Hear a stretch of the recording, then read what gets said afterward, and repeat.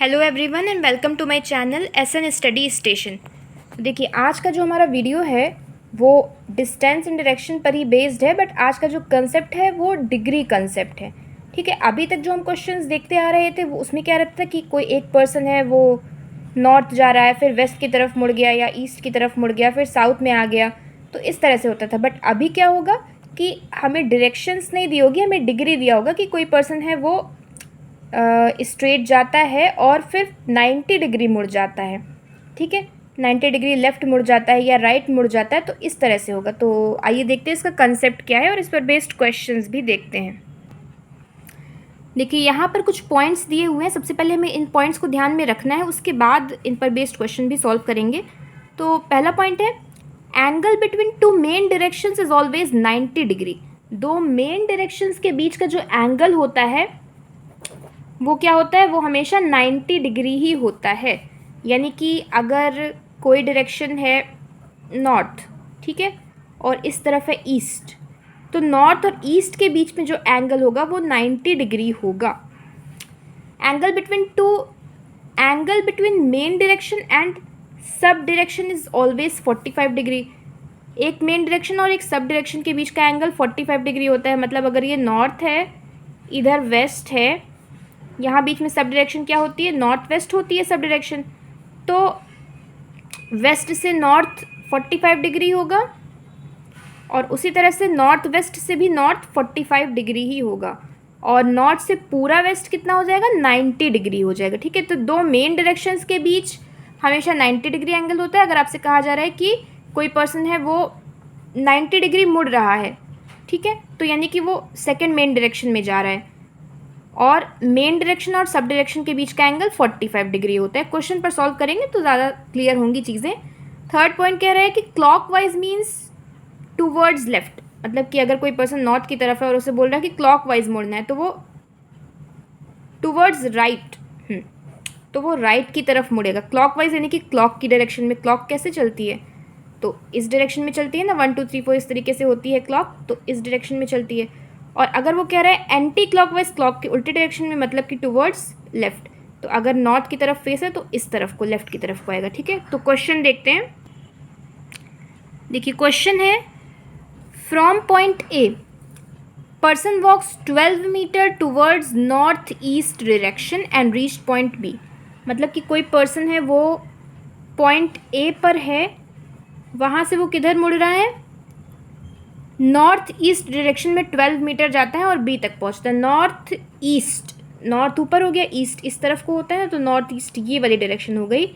इस डायरेक्शन में वो 12 मीटर जाता है और पॉइंट बी पर, ये पॉइंट हो जाएगा बी, वहाँ पहुँचता है। फिर वो 90 डिग्री मुड़ता है और 24 मीटर और जाता है और सी पॉइंट पे पहुँचता है। 90 डिग्री मुड़ता है, 90 डिग्री मुड़ने का मतलब है कि अब वो किस डायरेक्शन में मुड़ेगा। अगर वो इस तरफ को फेस कर रहा है, उसका फेस अगर इस तरफ को है, नॉर्थ ईस्ट की तरफ, तो 90 डिग्री मुड़ेगा तो सेकेंड सब डायरेक्शन में वो चला जाएगा। अच्छा, 90 डिग्री वो राइट मुड़ रहा है, ठीक है, राइट यानी कि नीचे की तरफ को आएगा, तो यहाँ से 90 डिग्री यानी कि अब वो आ जाएगा साउथ ईस्ट। ठीक है, ये 90 डिग्री हो गया ना, साउथ ईस्ट में आ गया।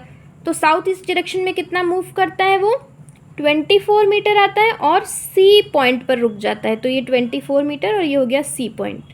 ठीक है, ये हो गया सी पॉइंट।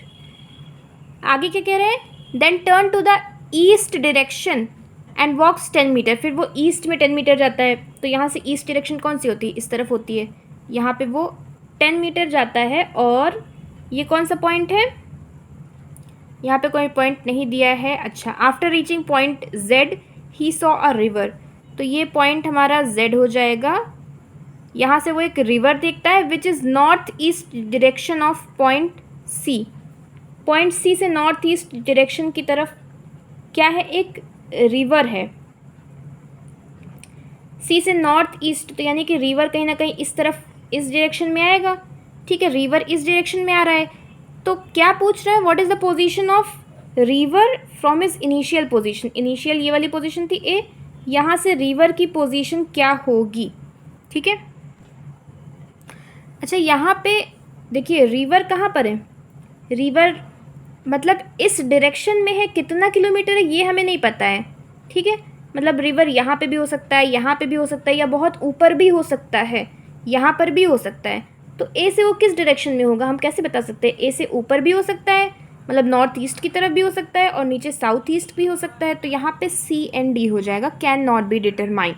नेक्स्ट क्वेश्चन पे चलते हैं। तो सेकेंड क्वेश्चन है, P walked 1 kilometre south direction and turn 90 degree anti clockwise. P 1 kilometre south में जाता है, मतलब ये स्टार्टिंग पॉइंट हो गया, यहाँ से P चलना स्टार्ट कर रहा है और 1 किलोमीटर साउथ में जा रहा है। फिर वहाँ से वो क्या करता है, 90 डिग्री एंटी क्लॉकवाइज मुड़ता है। अच्छा, वो इस डायरेक्शन में एंटी क्लॉकवाइज मतलब क्लॉक की उल्टी डायरेक्शन, मतलब कि इस तरफ को, राइट लेफ्ट की तरफ को वो मुड़ेगा 90 डिग्री। 90 डिग्री मुड़ने का मतलब है कि अगर वो नीचे साउथ की तरफ है तो इस तरफ को मुड़ेगा, तो ये क्या हो जाएगा, ईस्ट मुड़ता है 90 डिग्री। और उसके बाद क्या, एंड वॉक 2 किलोमीटर, फिर वो 2 किलोमीटर यहाँ से ट्रैवल करता है, ठीक है 2 किलोमीटर हो गया। फिर वो लेफ़्ट मुड़ता है और 1 किलोमीटर जाता है, तो यहाँ से लेफ़्ट किधर होगा, ऊपर की तरफ होगा, और 1 किलोमीटर यहाँ तक आ जाएगा। फिर वो क्या करता है, राइट मुड़ता है और 2 किलोमीटर जाता है, तो यहाँ से राइट इस तरफ को आएगा 2 किलोमीटर, ठीक है। अभी वो क्या कर रहा है, 90 डिग्री एंटी क्लॉकवाइज मुड़ता है और 3 किलोमीटर जाता है। अब यहाँ से एंटी क्लॉकवाइज मतलब ऊपर की तरफ को मुड़ेगा 90 डिग्री, मतलब ऊपर वाली डायरेक्शन। अब ये ईस्ट से फिर वापस नॉर्थ में आ जाएगा और 3 किलोमीटर जाएगा ये, ठीक है। यहाँ तक आ गए, ओके।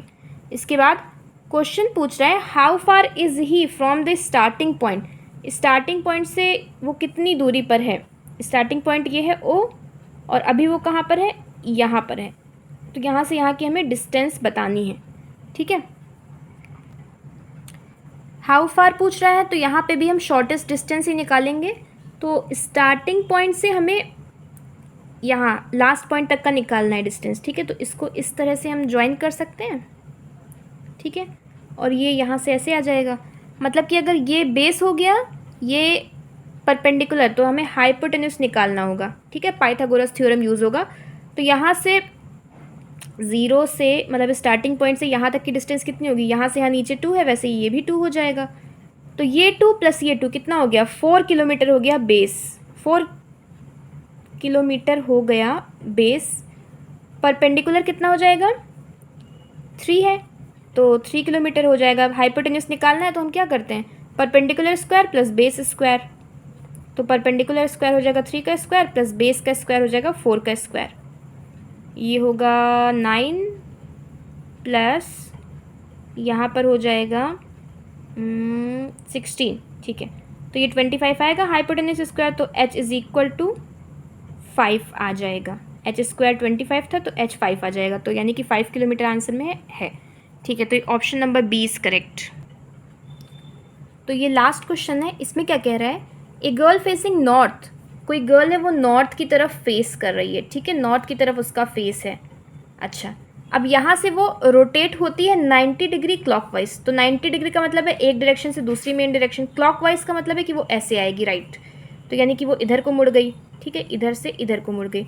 फिर क्या कह रहा है, 180 डिग्री एंटी क्लॉकवाइज वो मूव कर रही है। 180 डिग्री किससे बना है, 180 डिग्री यानी कि 90 प्लस 90 डिग्री, मतलब कि 2 मेन डायरेक्शन वो मूव करेगी, किसमें, एंटी क्लॉकवाइज, वापस जाएगी लेफ्ट में। तो यहाँ से 90 तो यहाँ तक आएगा, फिर वापस वो यहाँ पे आएगी, इस तरफ को आ जाएगी, इस तरफ को मुड़ाएगी पूरा, ठीक है, एंटी क्लॉकवाइज। पहले 90 डिग्री क्लॉकवाइज गई, फिर 180 डिग्री एंटी क्लॉकवाइज आई।